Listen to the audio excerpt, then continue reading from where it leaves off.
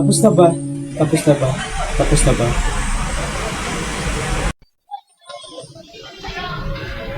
Tapos na, Marcos. Tapos na. Pero bakit ba ayaw mong marinig ang oras para sa kaluluwa? Marami kang dapat ipagdasal.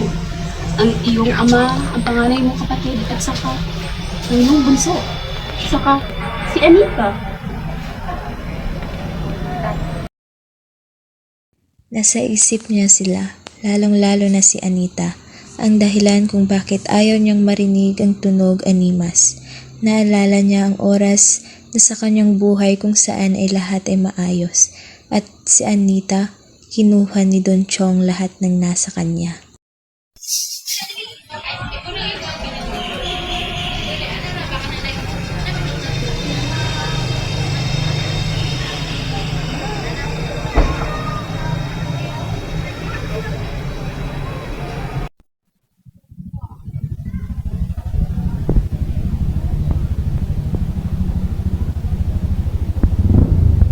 Marcos, pumunta ka kaya doon sa kubo nila Bastian.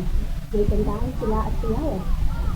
At baka sakaling kailangan nila ng manunugtog ng gitara at mga awit. Baka sakaling masiyahan ka. Inay naman, no?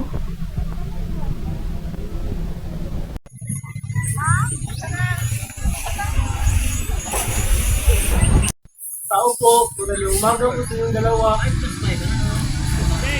Pinag-utos po na umalis na po kayo sa lupa ni Don Tiong.